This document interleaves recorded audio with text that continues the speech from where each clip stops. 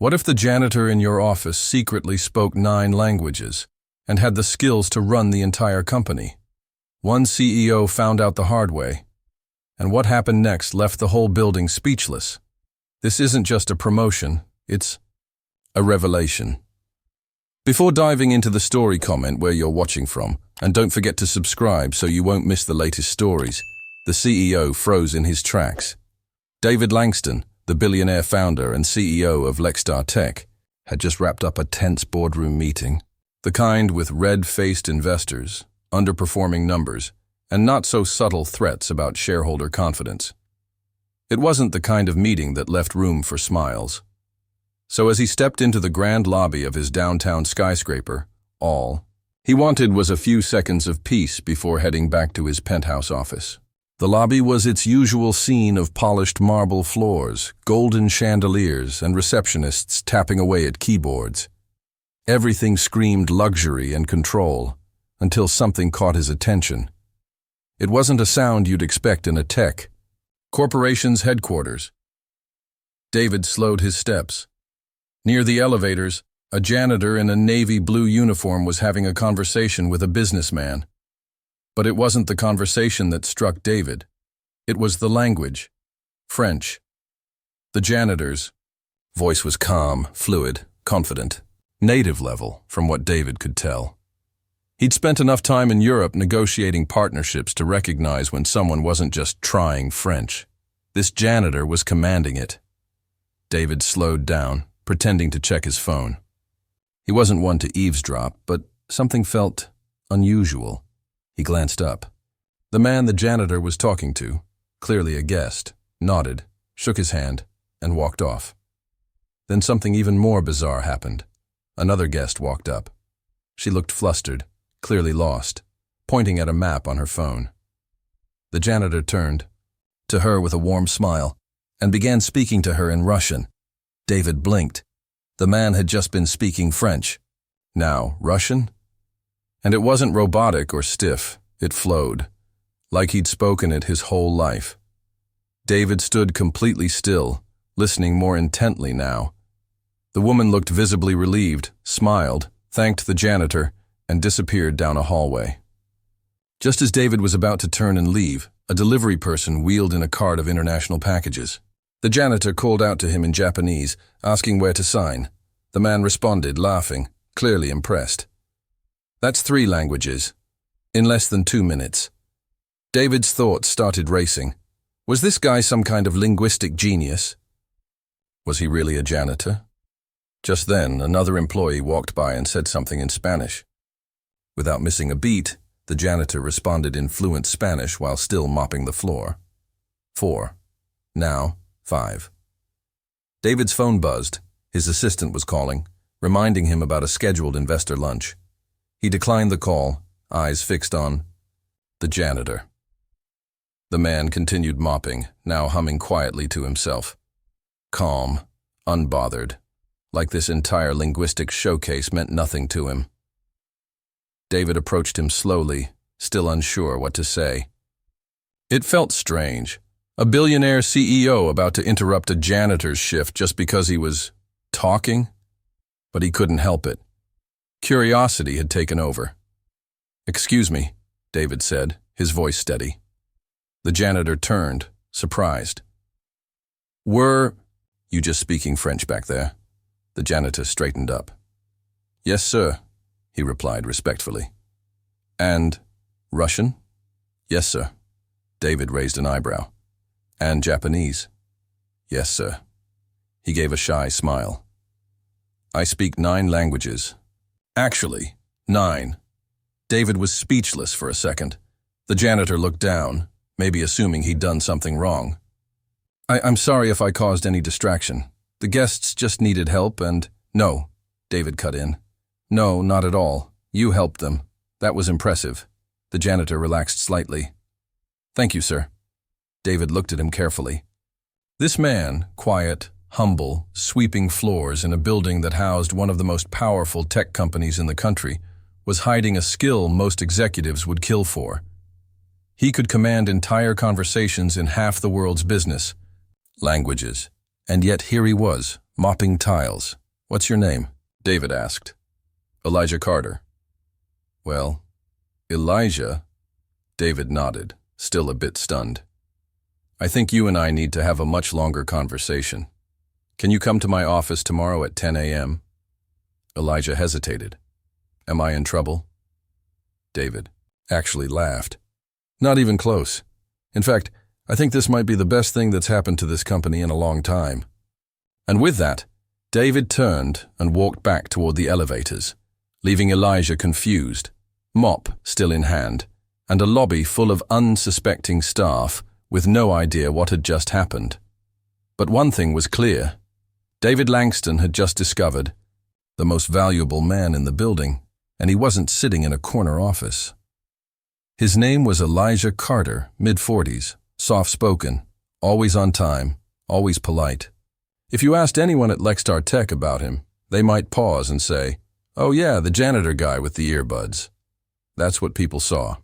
Just a man pushing a mop down glossy marble floors. Someone invisible in plain sight. But that day, everything changed. Elijah was finishing up a routine cleaning cycle on the 14th floor when he noticed the CEO walking toward him. He didn't panic. He'd seen David Langston before, once or twice.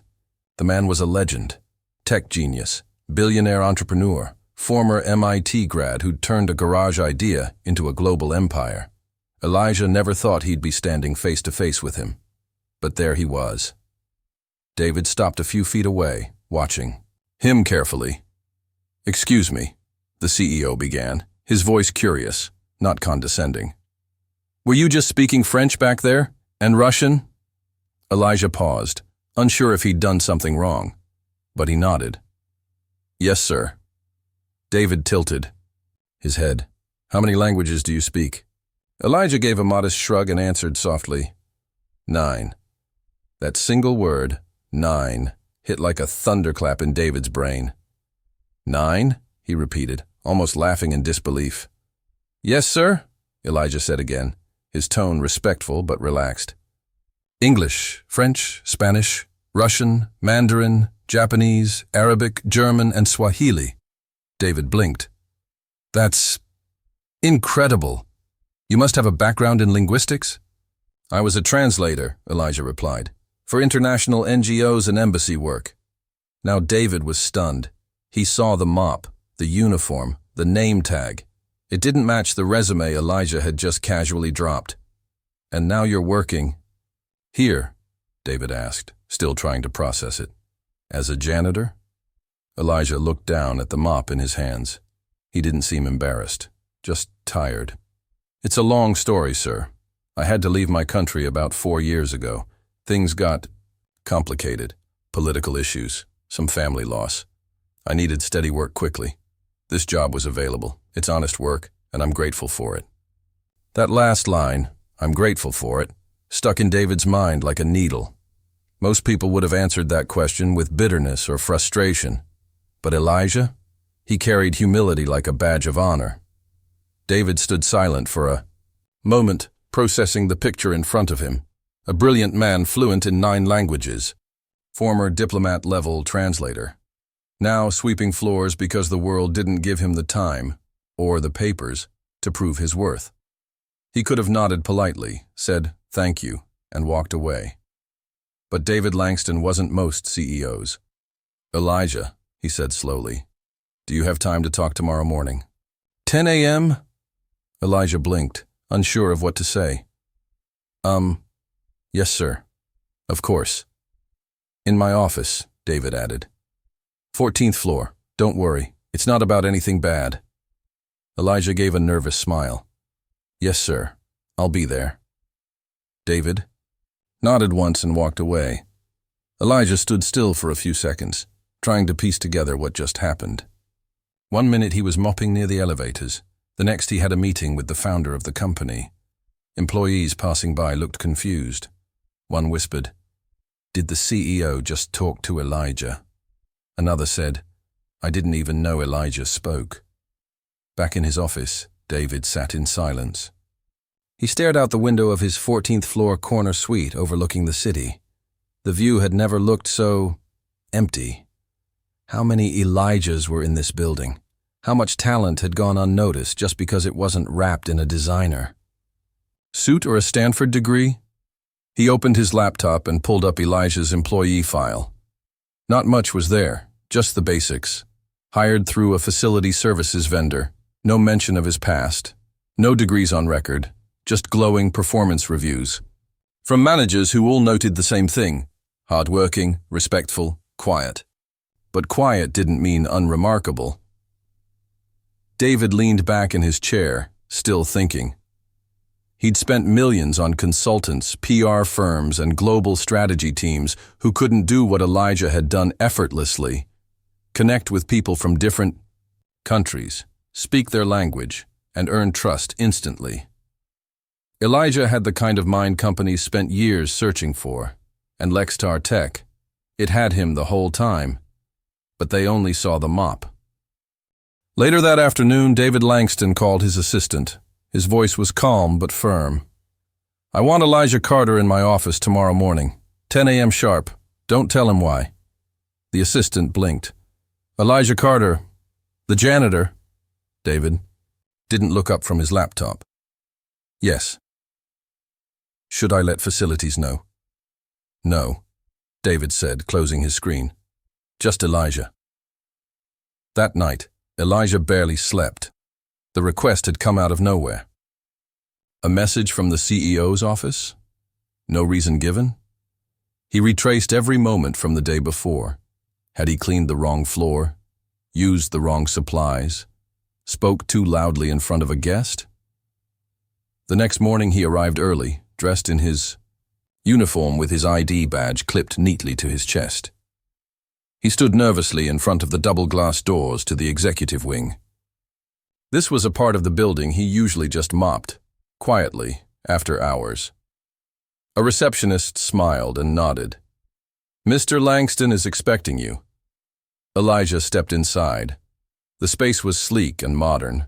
Glass walls, brushed steel accents, a skyline view stretching for miles. At the far end sat David, framed by a massive window and a desk that looked more like a command center. David looked up and smiled warmly. "Elijah," he said, standing to shake his hand. "Thank you for coming." "Of course, sir," Elijah said, his voice tight with nerves. David motioned for him to sit. On the desk sat a thin folder with Elijah's name printed neatly on top. "I've read your file," David began, folding his hands. "It didn't say much. But after yesterday, I had to know more.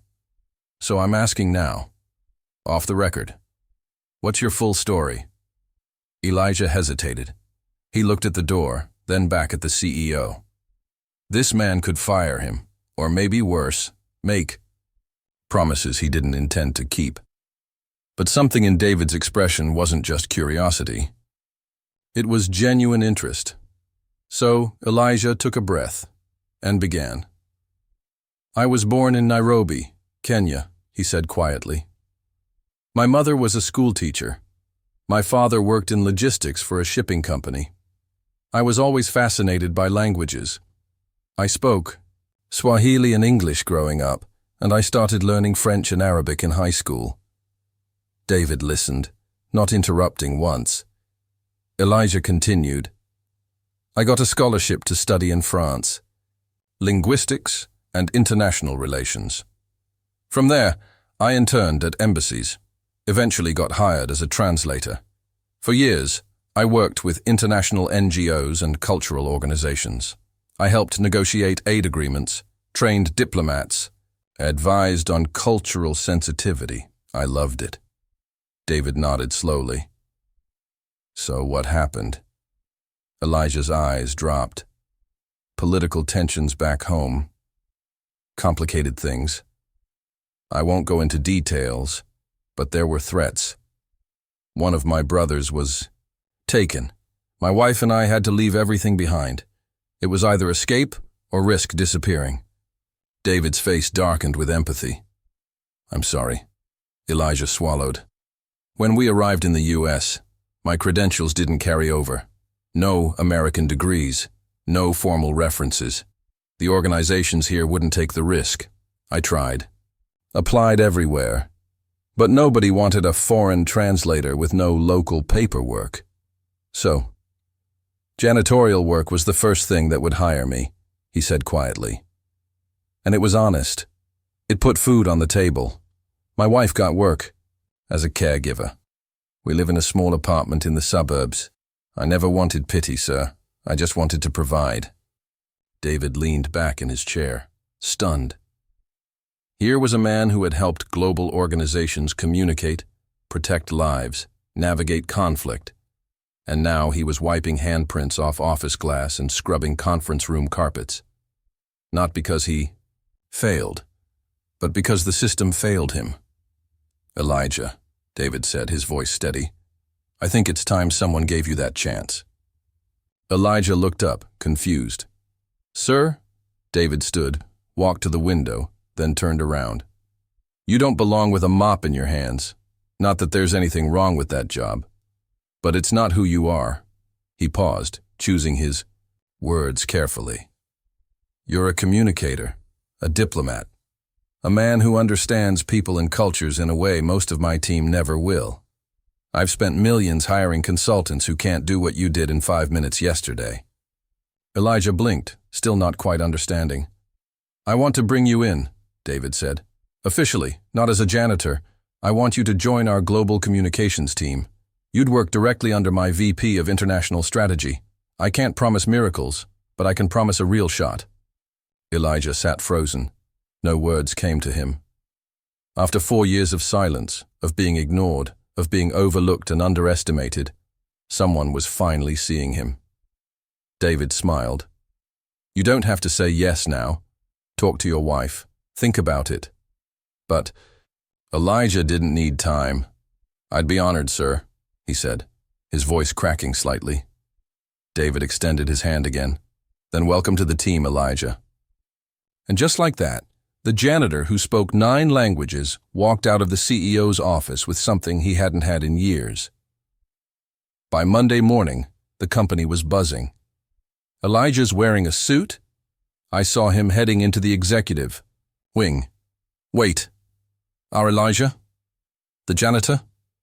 No one could make sense of it. Just last week, Elijah Carter was quietly pushing a mop and wearing earbuds, nodding politely to co-workers who barely noticed him. Now he walked the halls in a crisp navy suit, polished shoes, and a badge that read, Director of Global Communications and Cultural Strategy. Yes, Director.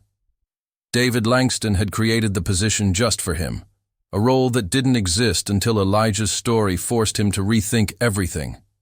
The job description?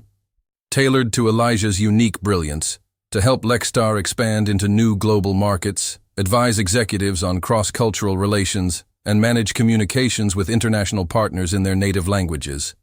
9 of them, to be exact. Some employees clapped when they saw him. Others stared in disbelief, but everyone was talking. In the cafeteria, someone whispered, I always knew there was something about that guy. Another replied, I feel guilty. I've worked here for 3 years and never said more than good. Mourning to him. But this wasn't just a promotion, it was a cultural reset. That week, David scheduled an all-staff town hall. The auditorium filled up. Employees from every floor, every department, even remote teams tuned in via livestream. David stepped onto the stage with his usual confidence, but this time his tone was more personal. I want to talk about something we say all the time, he began. Talent is everywhere. It's a great quote. It looks good in annual reports. But here's the question. Do we really believe it? A murmur moved through the crowd. David continued. Last week, I met someone who's worked in this building for over a year. A man whose skills most companies would pay millions for. But he wasn't in a boardroom. He was pushing a mop. He paused.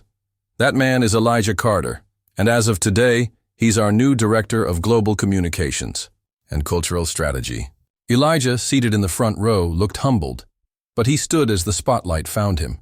The room erupted into applause. Loud, long. Some employees even stood, but David wasn't finished. We talk about innovation, about being a forward-thinking company. But innovation doesn't always come from Ivy League resumes or billion-dollar consultants. Sometimes it comes from the quiet guy cleaning your office, who just happens to speak 9 languages and understand more about diplomacy than half of Washington. Laughter rippled through the room, but the message hit home. "We didn't just promote Elijah," David said. "We changed how we recognize value." Elijah sat down quietly. He wasn't the kind to soak in the limelight, but his phone buzzed all day, messages from coworkers, old friends, even people in HR who admitted they had no idea what he was truly capable of. Back in his new office, a clean, modern corner room on the 12th floor, Elijah took it all in. Gone were the mop buckets and carts. Now he had a standing desk, 2 monitors, a world clock on the wall, and a team of 3 staffers already assigned to him. A plaque sat on his desk. "Your voice is your power." It was a gift from David. That afternoon, he held his first meeting. He spoke softly but confidently, discussing communication protocols for new offices in Nairobi, Berlin, and Tokyo. He laid out a strategy to help staff across departments learn basic cultural etiquette when working with international clients. Small gestures that build trust across borders. The marketing director, sitting across from him, was stunned. "Where did you learn all this?" she asked. Elijah smiled. "From life." By the end of the week, David had personally sent an internal memo to every employee. "We don't just want top talent. We want overlooked talent, hidden talent, real talent. Let Elijah's story remind us, people are more than their job title." It wasn't just inspiring. It changed the company. Managers began holding informal, hidden talent meetings, inviting lower-level employees to share their skills and passions outside their current role. One IT tech revealed she was fluent in Korean and helped the company localize an app. A warehouse worker turned out to be a certified drone pilot. He was moved into the R&D division. Elijah's promotion had started a ripple effect, and he didn't take it for granted. Each evening, he still rode the same bus home, still lived in the same apartment, still cooked dinner with his wife and asked about her day. But now, he had something else, a platform. He began mentoring immigrant workers through a nonprofit, helping them adjust, build resumes, and navigate the maze of professional reintegration. He wasn't just rising, he was lifting others with him. Within just 6 months, Lextar Tech looked like a completely different company, and at the center of that transformation was Elijah Carter. It started with 2 major deals, one in Japan, the other in Germany. For years, Lextar had been trying to break into those markets but struggled with cultural barriers and complicated negotiations. But this time, Elijah led every meeting, every email chain, and every Zoom call. In Tokyo, he spoke flawless Japanese, bowing respectfully, understanding nuances most Western executives would miss. In Berlin, he spoke crisp, confident German, addressing every concern with precision and warmth. The result? Lextar signed multi-million-dollar partnerships that had previously seemed impossible. Deals that were once on the brink of collapse suddenly closed smoothly. Elijah saved the company more than $12 million, not in flashy ads or risky marketing, but by making people feel seen, heard, and understood. But Elijah wasn't just about numbers. He cared about people. Shortly after stepping into his new role, he launched an initiative called Lextar Voices, an internal program encouraging employees to learn new languages and explore different cultures. He worked with HR to organize free weekly language classes during lunch breaks, beginning with Spanish, French, Mandarin, and Arabic. Attendance full. Every time. Suddenly, employees across departments, engineering, customer service, even finance, were greeting each other in different languages. Hola? Bonjour? Ni hao? It wasn't just fun, it was meaningful. People weren't just learning words, they were connecting across cultures, building bridges. Elijah often said, "The more languages we speak, the fewer walls we build. Word of what was happening at Lextar started spreading. First, a local business magazine picked up the story.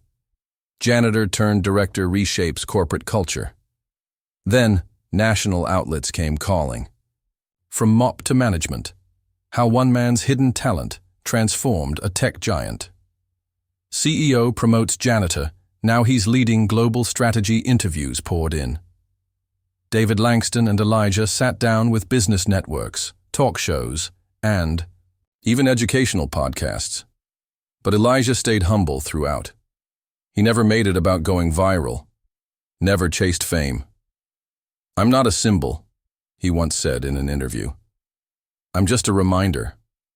A reminder that you don't have to sit in a corner office or wear a tie to have value. People carry potential inside them.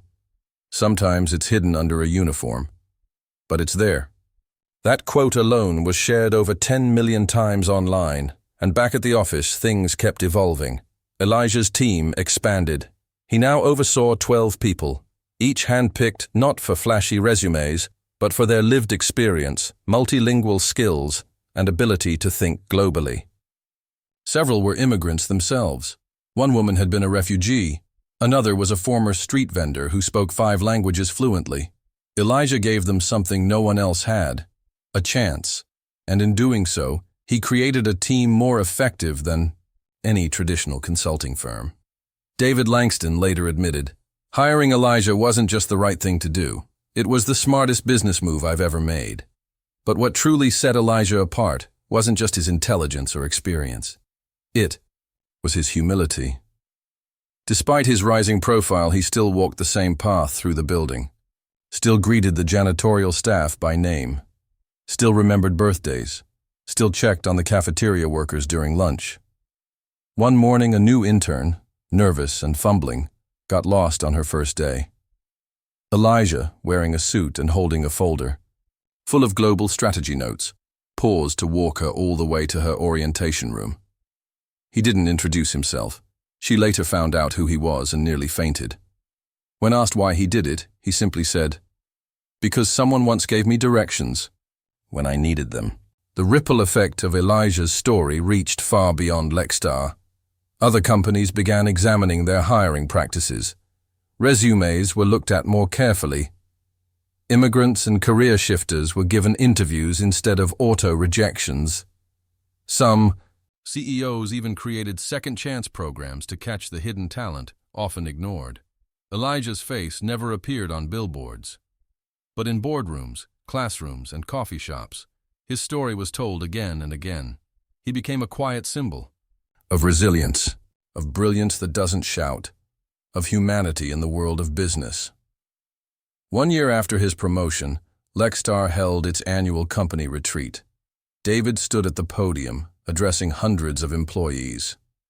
"We've had our most successful year ever," he said. "But it wasn't because of algorithms or advertising.